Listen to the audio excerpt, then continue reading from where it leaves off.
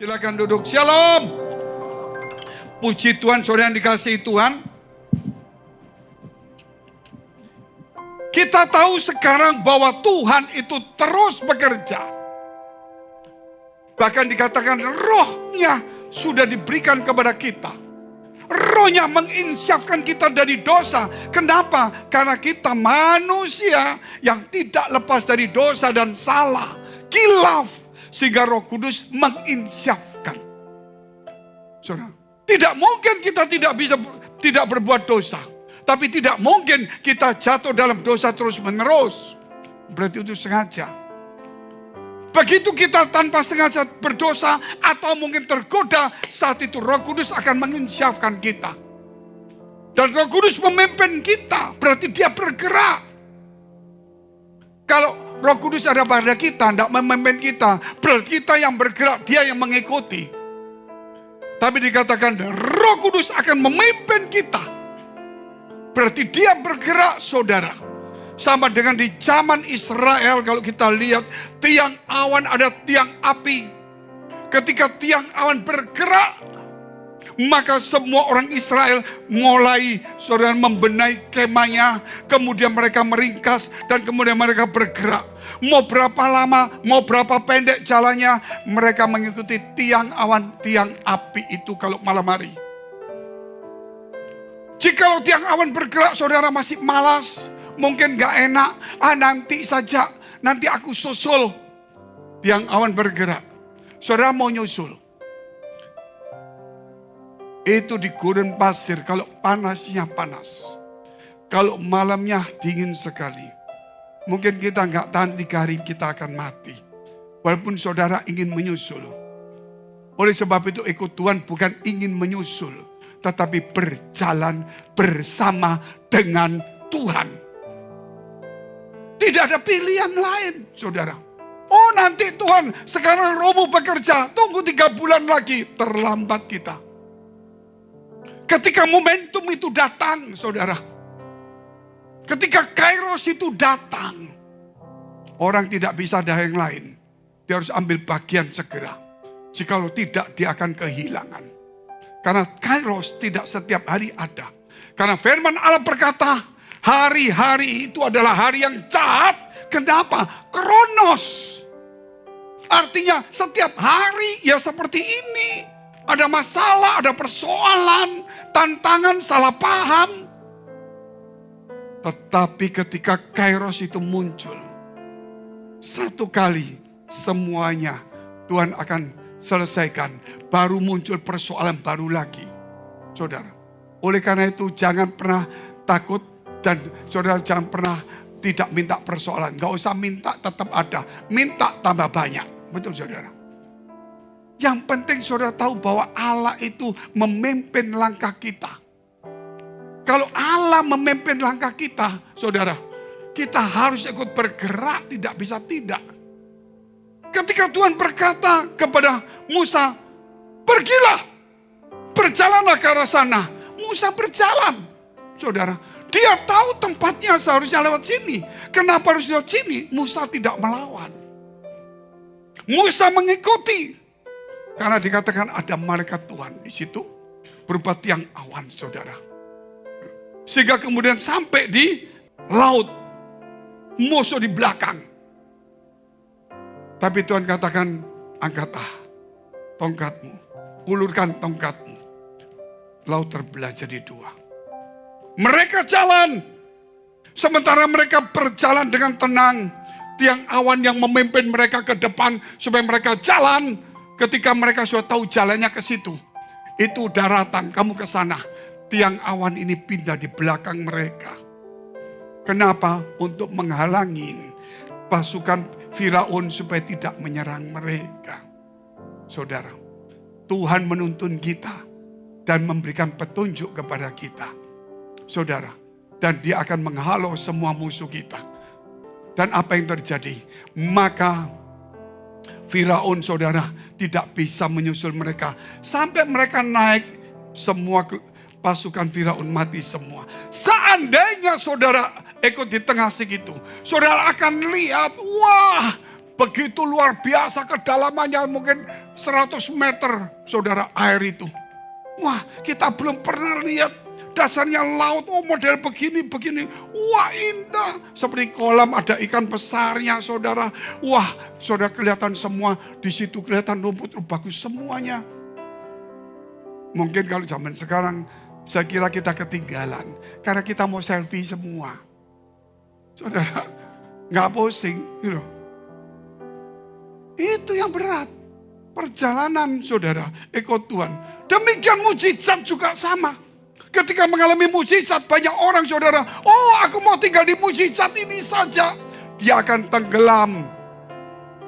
Mujizat itu, saudara, kita tidak bisa tinggal di dalam mujizat itu. Kita hanya bisa tinggal di dalam kasih Tuhan. Amin. Kasih Tuhan. Mujizat itu hanya satu jalan. Ketika saudara tidak punya jalan, jalannya Tuhan itulah yang disebut mujizat. Karena itu di luar pikiran manusia. Tapi itu diberikan kepada saudara karena saudara tinggal di dalam kasih Tuhan. Tidak ada yang lain. Sebab itu, saudara, kalau kita melihat hari ini, sekarang dunia orang ngomong sulit semuanya. Tetapi kalau kita cinta Tuhan, kita sungguh-sungguh, saudara, sama dengan kalau kita melihat bagaimana Yusuf yang menderita. Bagaimana kita lihat saudara-saudara kita yang lain-lain juga menderita. Yakub juga bagaimana dia menderita.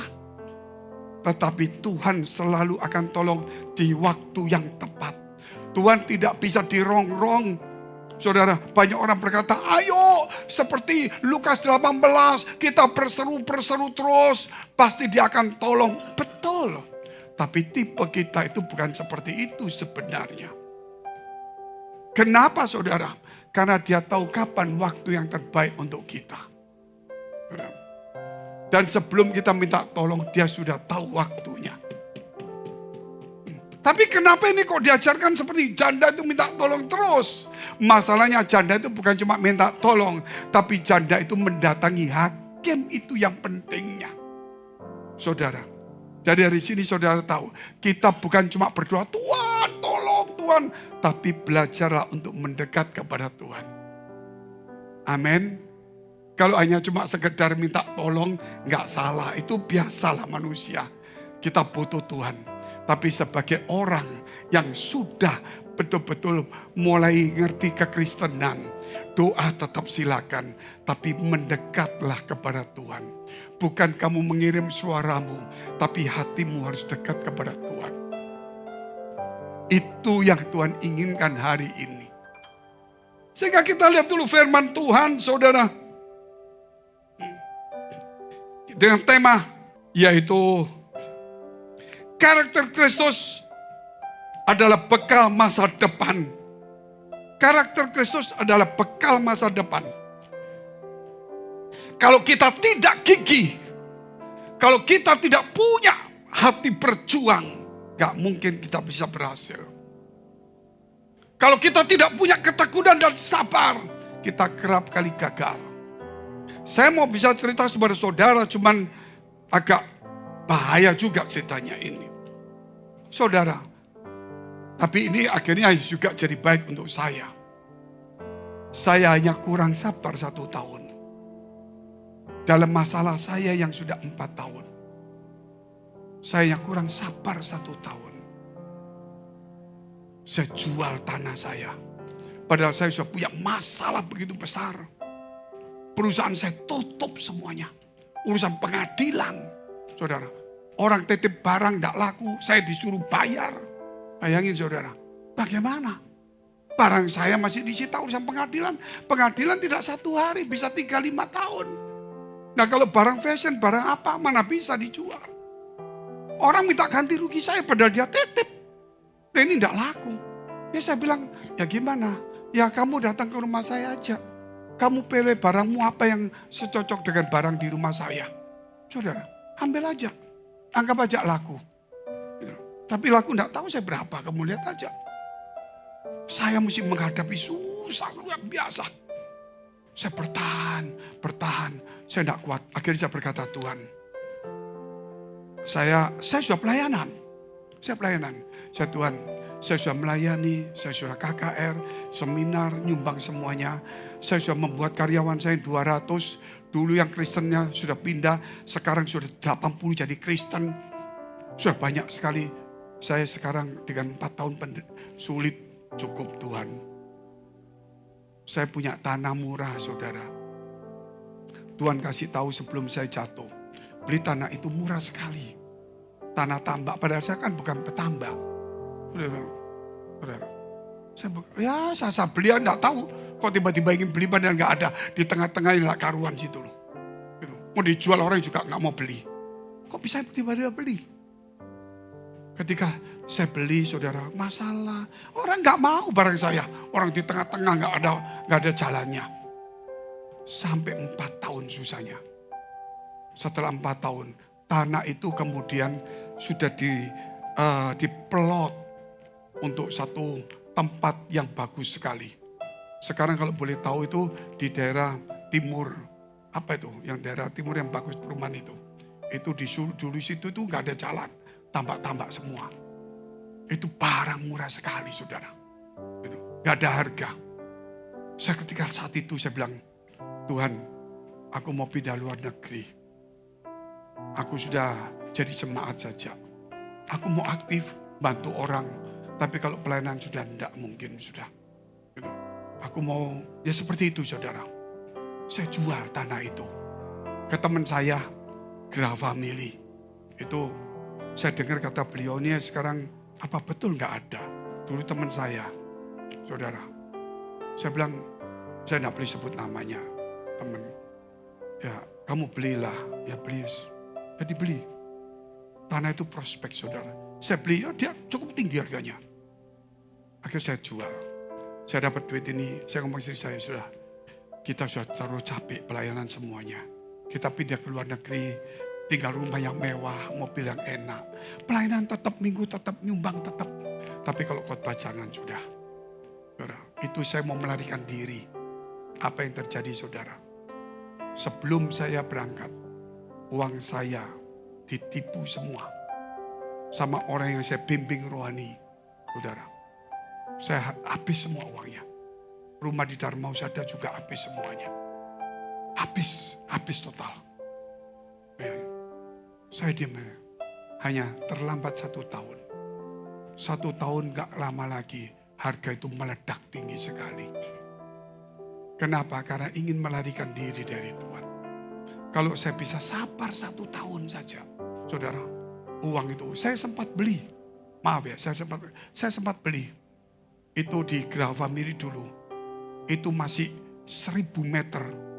Yang menghadap Golf View itu cuma 500 juta. Saya ambil 2000 meter, saudara. Tapi akhirnya semuanya hilang. Karena sudah dimakan, saudara. Tapi kalau saya bertahan 1-2 tahun, itu uang berkelebihan. Karena saya sudah tidak tahan. Jiwa saya masih mau berontak, mau enak. Padahal saya sudah terdidik untuk hidup dalam roh, melayani Tuhan. Tapi jiwa ini, saudara, rasanya sudah gak tahan. Oleh karena itu, kalau karakter kita tidak terbentuk, berkat Tuhan yang besar itu dikasihkan, itu hilang. Saudara, kalau saya tidak pernah menyesal. Saya kalau lihat di Gra Family, saya lihat sekarang 100 M 2 itu. Tapi saya sekarang walaupun gak punya uang seperti itu, tapi saya punya Tuhan yang luar biasa dalam hidup saya. Amin, tepuk tangan dulu untuk Tuhan. Saya tidak menyesal, itu kesalahan saya. Yang saya inginkan saudara belajar punya karakter yang baik. Tekunlah, sabarlah, jangan buru-buru. Karena saudara kalau belum waktunya, bunga itu saudara, kalau kita petik dia akan hancur semuanya. Biarkan dia bunga sampai berbuah, sampai masaklah, baru kita ambil. Jangan keburu-buru. Oleh sebab itu karakter itu menentukan masa depan kita. Tapi saya juga mengucap syukur, saudara. Bukan karena saya gegabah itu. Karena Tuhan masih memberi kesempatan saya. Karena saya tidak pindah di luar negeri. Akhirnya saya jadi pelayan Tuhan. Dan akhirnya saya mengerti rencana Allah. Dan sekarang saya hidup itu di dalam pemeliharaan Allah, rencana Allah. Saya sekarang memang dari sejak itu saya juga tidak usaha. Saya tidak ada usaha, saudara. Saya cuma pelayanan. Tapi ingat, setiap 2-3 tahun sekali Allah, ya banyak lah. Cuman ini saya cuma cerita saja. Setiap 2-3 tahun sekali, kadang cepat dia beritahu sesuatu yang tidak mungkin. Saudara, kalau saya cerita saudara percaya. Cuma mungkin ada Pak Irwan, ada beberapa orang yang tahu saja. Karena kita nggak ada kerjaan, Tuhan cuma kasih tahu beli itu. Ya saya beli aja. Kita nggak punya uang banyak, saya beli. Saya nurut kayak dulu, saudara suruh beli tanah itu tidak benar, saya beli. Akhirnya jadi bagus. Saudara kalau tempat saya dulu yang di timur itu sudah jadi apartemen. Tapi saya jual murah. Sekarang kalau Tuhan beli itu murah pun saya beli. Saya sabar. Akhirnya tidak sampai 2-3 tahun Tuhan berkati. Saya bisa hidup 4 tahun tenang tanpa kerja. Saudara, saya tidak nyuruh saudara ikut saya. Nanti belum tentu iman kita berbeda. Cara hidup kita berbeda. Langkah kita berbeda. Betul saudara. Ini berbeda. Saya tinggal di Singapura. Setiap bulan sewa rumah 60 juta. 60 juta loh. Dari mana uang? Saudara jangan bilang uang dari persembahan. Saudara boleh cek persembahan ini. Gitu loh. Justru kita yang nambah persembahan. Bukan kita ambil persembahan. Tapi saya tidak katakan, saya cuma mau ceritakan kepada saya tidak ada kebanggaan. Saya cuma mau ceritakan kepada saudara, belajar punya karakter yang baik. Sabarlah, percayalah Tuhan akan menolong kita dengan sungguh-sungguh. Dan Tuhan itu hidup. Amin. Tuhan itu hidup kalau engkau mau melekat sama dia. Dan kalau mau dipimpin langkah hidupmu. Gitu loh. Walaupun kelihatannya jalannya sulit berliku. Tapi ujungnya itu adalah luar biasa. Gitu. Daripada kita mau cari jalan kita, belum tentu ada. Pengalaman kekristenan bukan cuma sekedar dengar kesaksian. Pengalaman kekristenan bukan cuma membaca firman Allah. Pengalaman kekristenan itu adalah berjalan bersama dengan Tuhan. Setiap langkah kaki kita itu, saudara, harus meninggalkan iman di tempat itu. Amin. Kenapa saya katakan meninggalkan iman? Di mana saya menginjak di tempat itu, saya harus menjadi berkat di tempat itu. Orang di sekitar saya harus mengenal Tuhan. Amin.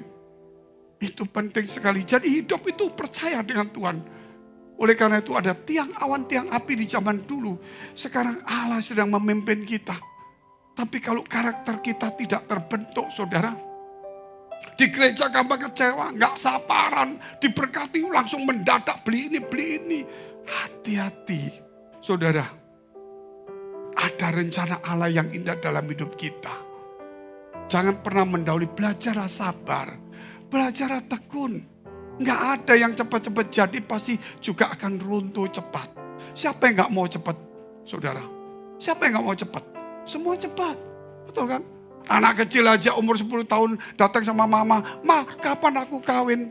Mamanya pusing, saudara. Sampai 10, umur 10 mau kawin. Betul gak, saudara? Tapi gak bisa, saudara, aturannya. Oleh karena itu, kita lihat dulu firman Allah yang indah. Ini pengalaman saya, saudara, jangan ditiru karena saudara ingin jauh dari Tuhan karena diberkati. Oh, aku diberkati. Aku mau ya pelayanan, nyumbang. Tapi hatiku gak di situ deh.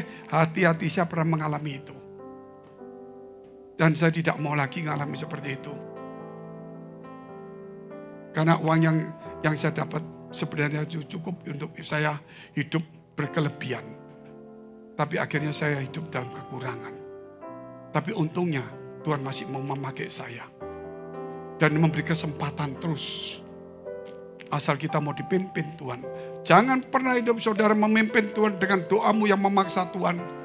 Yang diajarkan dengan katakan iman bahwa kamu. Itu sama saudara memimpin Tuhan. Biar imanmu itu percaya kalau Allah menyediakan, saudara menyediakan yang terbaik untuk kamu. Yang kita tidak tahu kapan kita mau dapatnya. Percaya saja hidup itu. Pasti ada tangan Tuhan menolong kita.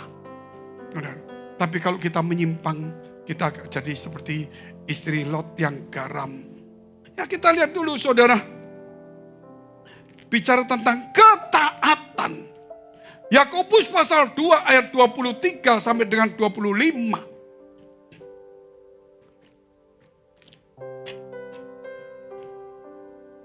Ketaatan. Karena dipimpin harus taat, tidak bisa tidak. Tapi kalau kita memimpin, pasti kita tidak taat. Makanya kekristenan, oh aku percaya Tuhan, aku doa, aku minta. Enggak salah, itu enggak salah. Tuhan suruh minta. Tapi ingat, kalau kita sudah dewasa, ngerti rohani, ngerti sungguh-sungguh. Saudara, Tuhan itu menyediakan kita yang terbaik. Minta itu hanya mungkin karena saudara mungkin kepepet, takut, khawatir aja. Tapi kalau sudah dewasa rohani, percayalah. Bukan berarti tidak boleh minta. Kalau orang yang tidak mengerti rencana Allah, itu merongrong Tuhan terus. Yang pertama hidup kita adalah belajar taat itu. Ketaatan itu tidak bisa tidak. Yakobus pasal 2 ayat 23 sampai dengan 25. Dengan jalan demikian genaplah nas yang mengatakan. Nas itu firman. Lalu percayalah Abraham kepada Allah. Percaya cuma apa? Pergilah ke Kanaan. Dia pergi. Dia ngomong juga, kamu akan punya keturunan. Padahal sudah umur sekian gak punya keturunan. Dia percaya. Maka Allah memperhitungkan hal itu kepadanya sebagai kebenaran. Karena itu Abraham disebut sahabat Allah. Kebenaran itu karena tidak masuk di akal. Tapi Tuhan janji dia percaya. Ayat 24. Jadi kamu lihat. Ini yang harus kita introspeksi. Ini yang harus kita pelajari sebagai orang karismatik. Bahwa manusia dibenarkan karena perbuatan-perbuatannya. Dan bukan hanya karena iman. Baca di sini hati-hati.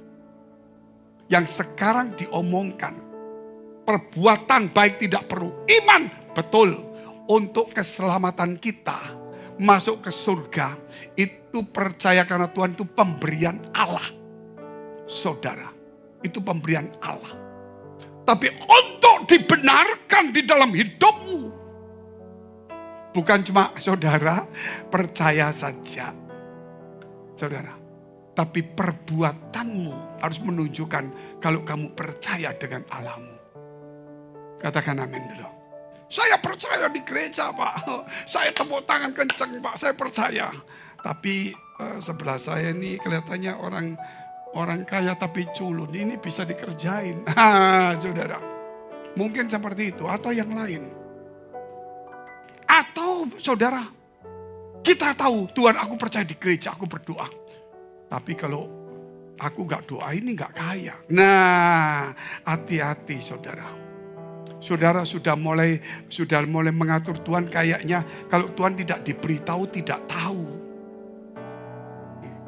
Jangan pernah berpikir tentang cara berpikirnya Allah menurut pikiran kita. Justru kita harus belajar untuk melihat pikiran Allah walaupun tidak mampu. Saudara, harus belajar Tuhan rasanya tidak mengerti. Tapi aku percaya. Itulah disebutkan. Maka percayalah Abraham. Dan itu disebut kebenaran, disebut sahabat Allah. Dan dia saudara dibenarkan karena perbuatan-perbuatannya. Bukan hanya karena iman. Iman itu dasar untuk percaya Tuhan. Saudara. Tapi setelah dasar diberikan. Iman itu harus mulai ditambah. Bertumbuh berbuah. Perbuatan untuk mengakui iman itu harus ada perbuatan yang nyata. Oh, aku masuk surga, sekali masuk surga tetap surga. Percaya janji Tuhan, Tuhan ngomong kok. Sekali selamat. Kan bukan perbuatan baik, jadi gak usah berbuat baik. Jadi, dasar imanmu yang Tuhan berikan tidak pernah berbuah. Malah engkau menganggap remeh. Harusnya kalau iman itu karena percaya Tuhan, pasti dia akan lari kepada Tuhan. Amin. Sehingga perbuatannya itu mengakui iman itu. Kalau saudara yakin Tuhan punya rencana yang indah dalam hidup kita, saudara harus mengakui dengan perbuatanmu. Amin. Harus mengakui dengan perbuatanmu. Belajar mulai jadi yang baik. Kalau saudara yakin besok jadi pendeta besar, mulai hari ini di gereja, jadilah orang yang baik. Supaya suatu hari, jangan seperti saya. Saya tidak yakin jadi pendeta dulu saudara. Karena saya anak bukan dari kelompok Kristen, dari kelompok yang lain. Gereja itu ada di mana?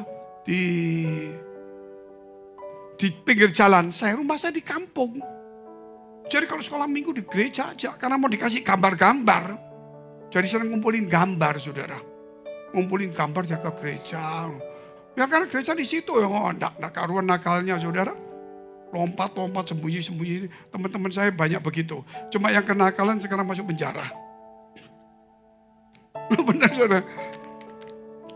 Jangan terlalu nakal biasa. Namanya anak kecil begitulah.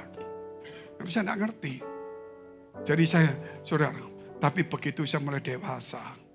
Saya mulai kerja. Saya mulai berpikir hidup benar.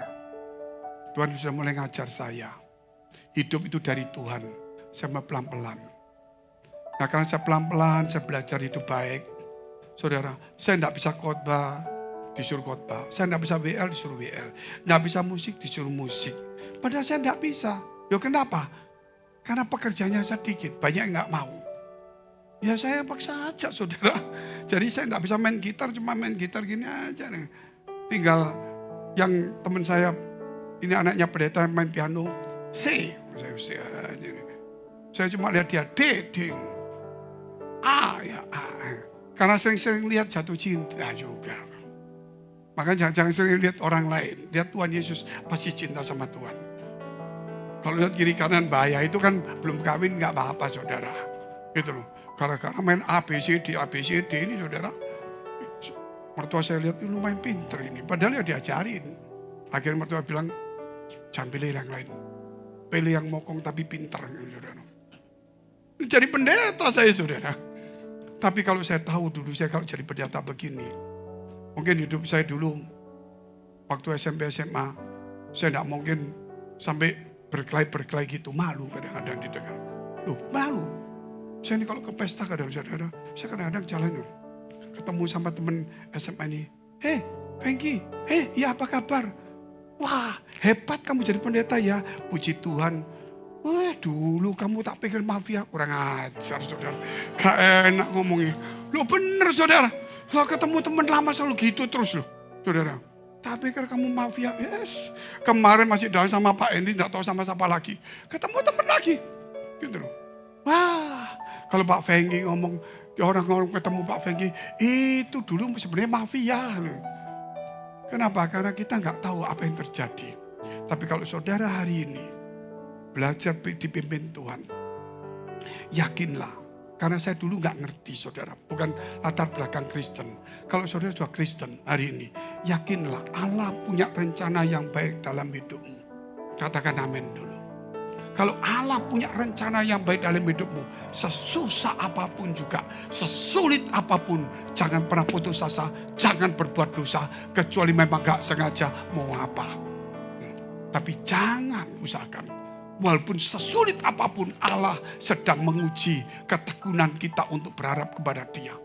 Sampai saya punya anak saudara, saya punya rumah itu begitu banyak. Saya gak bisa cerita itu yang masa lalu lah. Tapi akhirnya semua hilang, rumah hilang, anak baru lahir, gak ada susu. Padahal saya ini pengusaha punya saudara semuanya. Anak saya lahir gak ada susu, saudara. Saya bawa ke NTT pelayanan gak ada susu, gimana caranya, saudara? Setengah mati. Gitu. Tetapi tetaplah saudara percaya bahwa Allah tetap menolong kita semuanya. Gitu. Jangan pernah menyimpang, saudara. Belajar hidup taat. Nah kita lihat terus kembali ke ayat 25. Dan bukankah demikian juga Rahab, pelacur itu, bukan orang Israel, dibenarkan karena perbuatan-perbuatannya. Ketika ia menyembunyikan orang-orang yang disuruh itu di dalam rumahnya, lalu menolong mereka lolos melalui jalan yang lain. Saya tidak merubah saudara iman saudara kepada Tuhan. Percaya Tuhan itu bukan karena perbuatan baik, itu karena iman, itu pasti. Itu tidak bisa diganggu. Saya tidak mau bicara itu salah. Itu betul 100%. Tetapi kalau saudara percaya itu karena Tuhan, Imanmu harus menghasilkan perbuatan-perbuatan. Itu yang dibenarkan Allah di dalam hidupnya. Rahab tahu pelacur ini bukan orang Israel.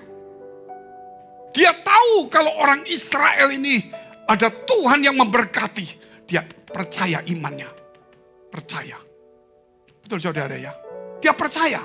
Kayak kita sekarang percaya Tuhan. Tahu itu Tuhan. Tapi Rahab ambil risiko. Kamu mau dibunuh. Kamu orang Israel. Kamu diberkati Tuhan. Kamu masuk rumah saya. Risiko saya dibunuh. Dia bukan karena percaya orang Israel punya Tuhan yang hebat. Saudara. Tapi dia punya tindakan. Untuk mengakui iman dia. Kalau hari ini kau percaya Tuhanmu luar biasa. Bukan dari pujian. Tunjukkan melalui perbuatan hidupmu. Walaupun itu mengandung satu risiko. Allah tidak akan pernah mencelakakan kita. Tapi justru ketika kita percaya.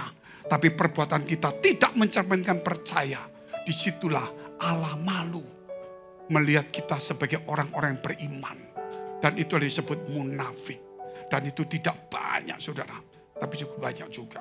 90% mungkin orang Kristen seperti itu. Tapi di sini 100% orang yang cinta Tuhan. Luar biasa.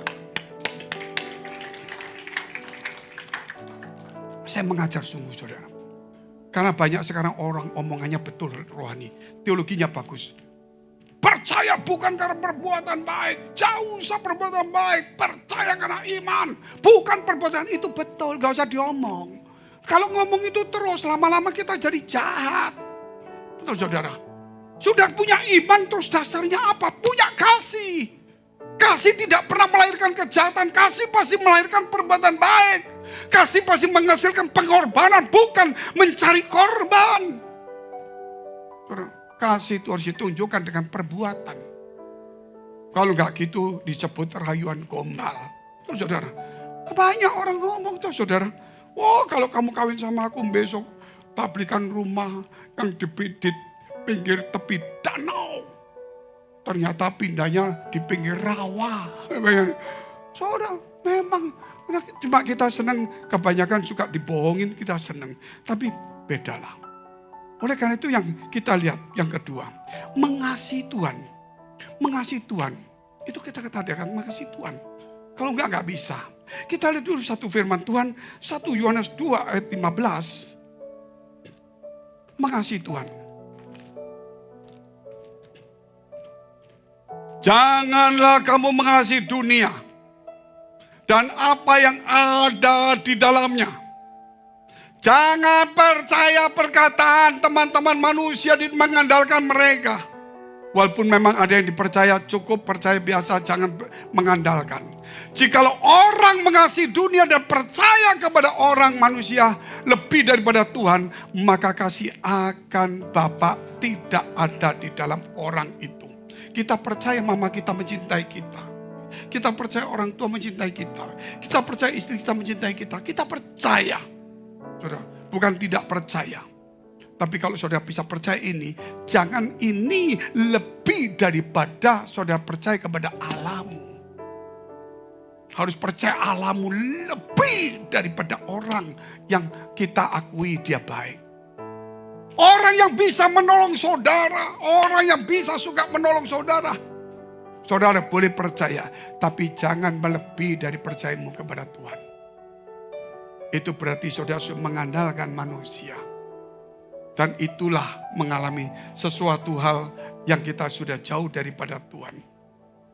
Oleh sebab itu kalau kita mengasihi Tuhan, saudara, tidak mungkin Tuhan tidak mengasihi kita. Sebelum kita mengasihi Tuhan sudah mengasihi kita. Itu dasarnya. Tapi apa balasan kita kepada Tuhan? Dia sedang membuat sesuatu rencana yang indah.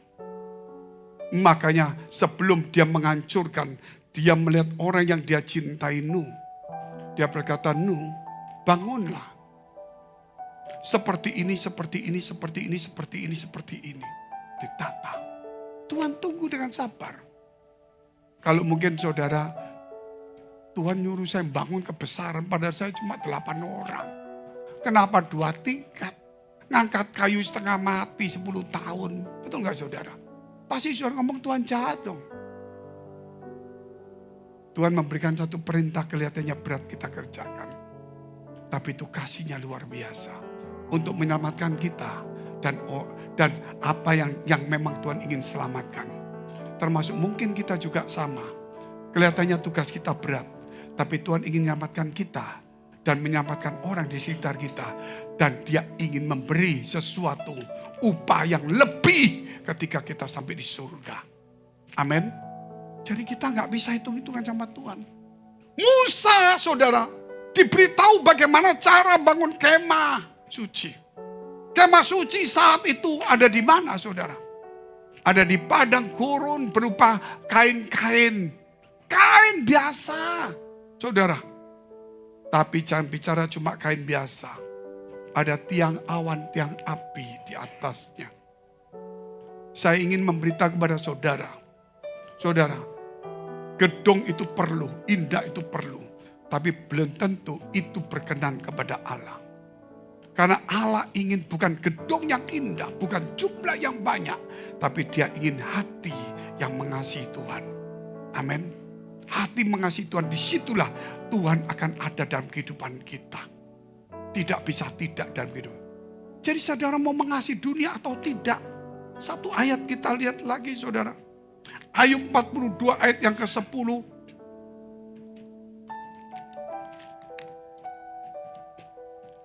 Lalu Tuhan memulihkan keadaan Ayub. Dipulihkan berarti punya masalah toh. Setelah Ayub meminta doa untuk sahabat-sahabatnya. Dan Tuhan memberikan kepada Ayub 2 kali lipat dari segala kepunyaannya dahulu. Yang dulu hilang dikasih 2 kali lipat. Bukan karena kemampuan Ayub. Tapi karena memang Allah sudah merencanakan lebih awal. Apa yang hilang? Saudara boleh susah. Tapi ingat, jangan sampai Tuhan yang hilang dalam hidupmu. Apa yang hilang? Mungkin berat. Tapi kalau Tuhan tidak hilang, dia tidak mengembalikan biasa. Ada sesuatu yang lebih indah dari hidupnya. Tapi ketika kita di dalam pencobaan, apakah kita masih tetap mau mendoakan orang lain? Saudara, oh enggak bisa Pak. Saya punya persoalan banyak. Bagaimana saya mendoakan orang itu? Saya ingat saudara. Kalau saya mendoakan orang itu Pak, saya punya masalah. Kalau saya doakan orang itu dan orang itu kaya. Nah saya belum, kan setengah mati. Terlalu yakin dengan doanya. Betul saudara? Terlalu yakin kalau doanya bisa orang itu saudara kaya. Belajar saudara, doa itu bukan karena kamu yakin dengan doamu. Tapi belajar doa itu karena kamu itu merendahkan diri di hadapan Allah. Minta kemurahan Allah supaya mengurapi doamu. Bukan untuk kepentingan kita. Tapi kepentingan orang yang kita cintai. Saudara. Ketika kita mendoakan orang yang kita cintai. Saudara. Di situ Allah ingat. Kalau kamu mendoakan orang yang kamu cintai. Aku mencintai kamu. Masa aku tidak memberi kepada kamu. Katakan amin dulu. Belajar saudara juga belajar seperti itu. Saya ngomong sama teman-teman. Ayo kita ke NTT pelayanan. Pak, susah Pak. Ya sudah jalan aja. Jalan. Setelah sampai di NTT.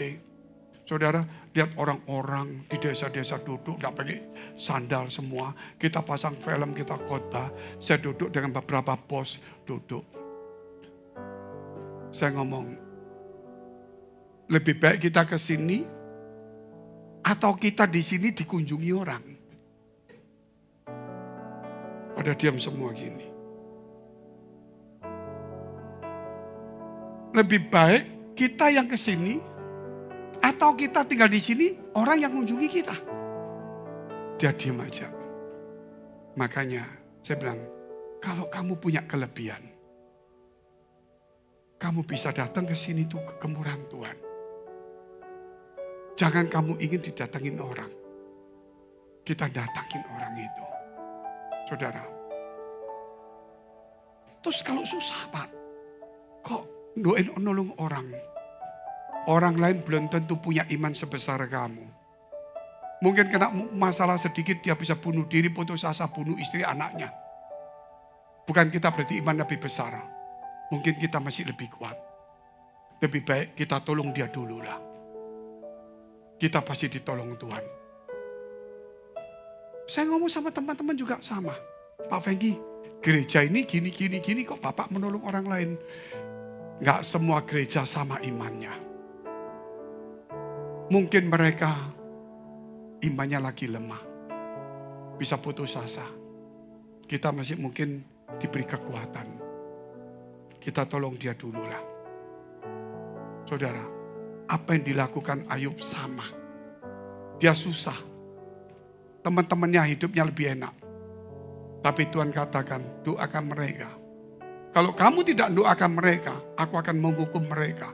Luar biasa, Allah akan menghukum mereka kalau Ayub tidak mendoakan. Kalau Ayub mengampuni, Allah akan mengampuni. Siapakah Ayub seperti ini? Orang yang susah, yang lagi menderita, gak punya duit. Saudara. Tapi Allah ingin memakai orang yang seperti ini. Hari ini. Jangan melihat kalau kita kaya pasti dipakai Tuhan. Mau kaya atau miskin hari ini. Kalau kasihmu kasih Tuhan ada pada kita, disitulah Allah akan memakai kita. Mari kita bagi berdiri, kita mau berdoa kepada Tuhan.